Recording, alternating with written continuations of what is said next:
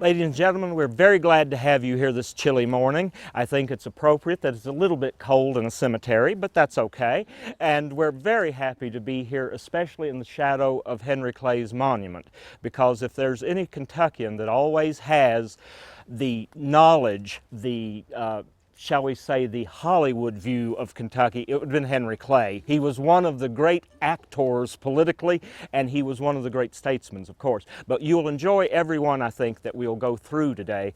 And if you have questions or anything, please feel free to ask. Okay, ladies and gentlemen, our first guest today, I think I've already mentioned, standing in the shadow of his monument, is none other than Lexington's own Henry Clay. Clay is one of those statesmen that Kentucky can be extremely proud of, and of course the United States would not be as it is today without his great efforts. Henry Clay did avoid civil war on more than one occasion. He saved the Union, and that was his great dedication. He loved Kentucky dearly, and he served us very well. But moreover, he served our nation very well. And when we lost him, we lost one of the great, great statesmen of all time. And as you know, he is considered, even in the American Senate, as probably the greatest senator that has ever trod those floors. So we are very happy to introduce now none other than Lexington's own Henry Clay.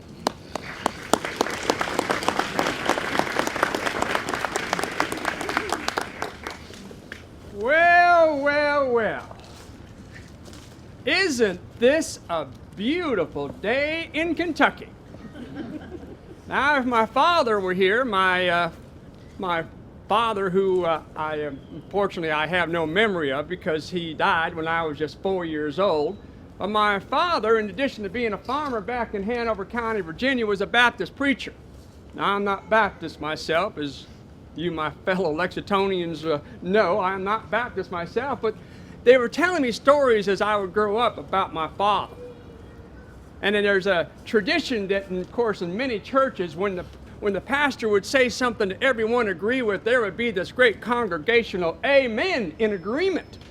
So if I said something, or my father said something like, well, isn't this a beautiful day in Kentucky, he would expect to hear a great congregational amen. I should have been a Baptist preacher instead of a politician. But like I said, I don't remember my father. I was just 4 years old when my father died. But actually, my earliest childhood memory back in Hanover County, Virginia, was the day after my father's funeral, because that was the day that Colonel Tarleton's British cavalry invaded our farm. I tell people that I was rocked in the cradle of the Revolution. I was born in 1777. Now, the day after my father's funeral, I was just out playing in the farmyard. I don't believe that any of my brothers were with me, but I was out playing in the farmyard. Now, I have to tell you that Colonel Tarleton's British cavalry, y'all probably remember this. Colonel Tarleton's British cavalry had a reputation of either destroying everything or stealing everything or killing everything. And so if people heard that Colonel Tarleton's cavalry was nearby, word traveled quickly and people would hide their valuables. And so if you had to protect your money, your gold, your silver, your weapons, what you would do is you would go off to the side of the house and dig a false grave. And in that fake grave, you would hide your valuables and cover it up and put a marker there. Now, who would bother a fresh grave? The British weren't stupid. They realized everywhere they went, there's a fresh grave off to the side of the house. So they started digging up those fresh graves, looking for treasure graves, they called them. But there I was, 4 years old, playing in the farmyard, and I heard the sound of men on horseback. When I turned around, here came Colonel Tarleton's British cavalry with their swords out, riding their horses right towards me. I froze in fear. I could not move. But as they came closer, they spread out, and with their swords, they began to kill all of our farm animals. I'm 4 years old, and I know you don't kill farm animals just for the sake of killing. My mother was inside the house, and she heard all of this commotion. She came running outside, yelling for me to come inside, but I could not move. I thought they were going to kill me next. And so my mother My mother ran out in the middle of all of these British troops, and she picked me up in her arms and she held me tight. And she carried me back to the front door of our home. She put me down to open the door, and she saw in the corner of her eye one British cavalry, one member of that British cavalry who was looking at my father's fresh grave. And we both watched him as he dismounted his horse, and may I borrow your sword, sir? And with his sword, he walked over to my father's fresh grave, trying to decide if it was a real grave or a fake grave. And he made his decision. He pulled his sword back, he plunged it into my father's grave, and my mother yelled at him to stop. But he ignored my mother. And again, he started digging at my father's grave, and my mother ran over to him to make him stop. But he shoved my mother aside. He said, "I am looking for buried treasure." And he continued to dig at my father's grave. Thank you, sir. My mother picked herself up, and she pushed me through the front door of our home. She tried to close the door on the British, but they were right behind us. Now they were inside our home. Now they destroyed our home. And what they didn't steal, they stole my mother's white satin wedding dress. But then suddenly we heard a voice outside, a commanding voice, "Cease! Cease!" Colonel Tarleton himself. It got quiet inside our home. I was hiding behind my mother in the corner here. And Colonel Tarleton stood at the doorway of our home. And he looked at the damage done by his men to our home. What they didn't steal, they destroyed. He turned to his men and he said, "Out!" And out his troops left. He looked at my mother and he said, "I apologize for the damage done by my men." And I can remember looking up at my mother's face, and I saw a look on my mother's face that I had not seen before. I had seen my mother angry, but I had never seen that look of rage before. But she didn't say anything. And Colonel Tarleton reached into his pocket and pulled out a handful of gold and silver coins, and he stacked them up on our dining room table. And he turned to my mother and he said, "That should take care of the damage done by my men." But as I looked up at my mother's face, I still saw rage. She didn't say a word. Colonel Tarleton turned on his heel and out the door he went. My mother was left alone to raise us children by herself. How would she take care of us children? How would she put this farm back together? How would she put this home back together? My mother looked at the money that Colonel Tarleton left, and she left us children standing there, and she walked over to the table and she scooped that gold and silver up into her hands and held it like it was precious. She walked around our rooms and looked at the damage done by Colonel Tarleton's men. And she stopped in front of our fireplace, the fire still raging from all the things the British had thrown into the fire. And she looked at the fire, and she looked at the gold and silver, and she looked at me. She gave me one of those looks that we parents give our children when we want them to pay attention. I knew that look. I paid attention. She stood in front of the fireplace holding the gold and silver. She took one step forward and she tossed the gold and silver coins that Colonel Tarleton had left on our dining room table into the fire. Then she looked back at me. The look that she gave me was one of those looks when a parent wants to know if their children understand. I understood. My mother had taught me a lesson. My mother was a patriot. She believed in the War of Independence. My mother was a patriot, and the lesson that she tried to teach me that day was that you cannot buy freedom. You have to be willing to fight and sacrifice for liberty and freedom.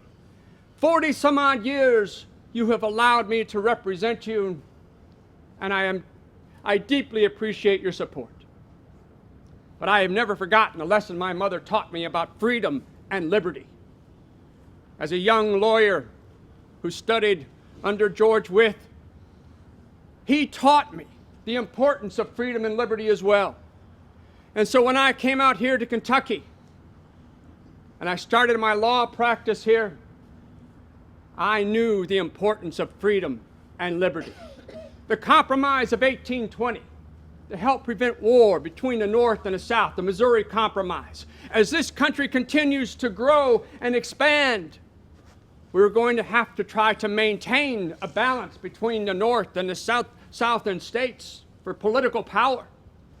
The Compromise of 1850, once again, to help prevent war. I know no North, no South, no East, no West. If any man wants to know the key to my heart, it is with the Union. We must keep the Union together. If not, if we allow this country to split into 2 or even 3 separate countries, any military despot can land upon our shores and take away our freedom and take away our liberty. And the lesson that my mother taught me all those years ago is one that will prevent me from allowing this country to be torn apart to North and South. And as long as you, my dear friends, allow me to continue, I will do everything in my power to make sure that this country remains strong, united, in union. Amen? Amen. Amen. Thank you all.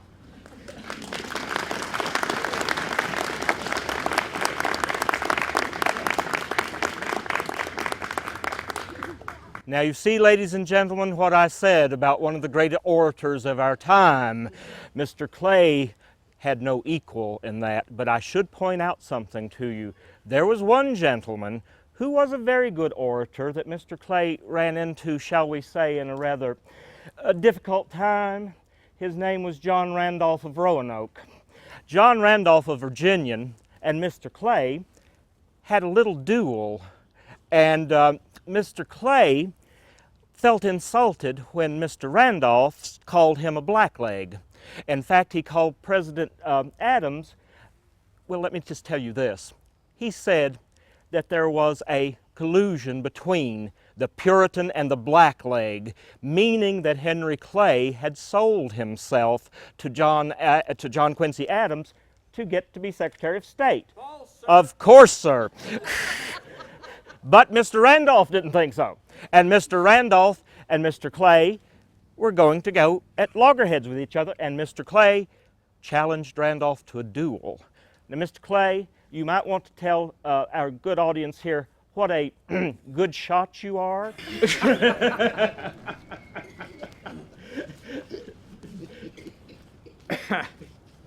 Well, now, of course, I'm against dueling. Although he did it twice, at least. And almost 2 other times. That's right. But, gentlemen, a man has to do what a man has to do. Amen, gentlemen? Amen. And it's true that, that my duel with Mr. Randolph was unfortunate. But you have to remember that at the end of our duel, when he decided to fire his pistol straight into the air, and of course, you all know, of course, that John Randolph had the strangest voice. John Randolph had a voice that sounded much like a little girl. We always wondered about John Randolph, didn't we, sir?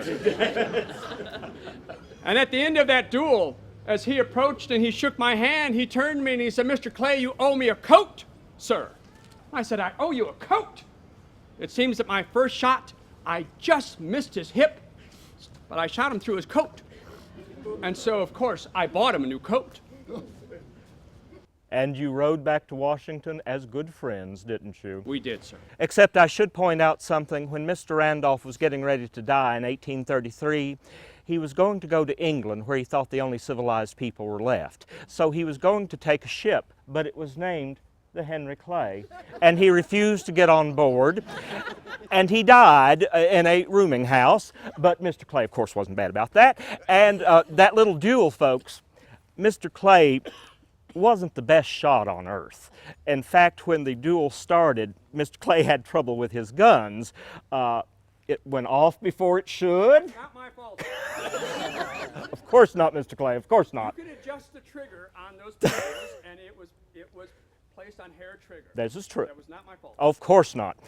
Mr. Randolph, by the way, folks, was a dead shot, even though he had a very high voice, and he always looked like he was about 16 years old, and he had a wicked wit to him.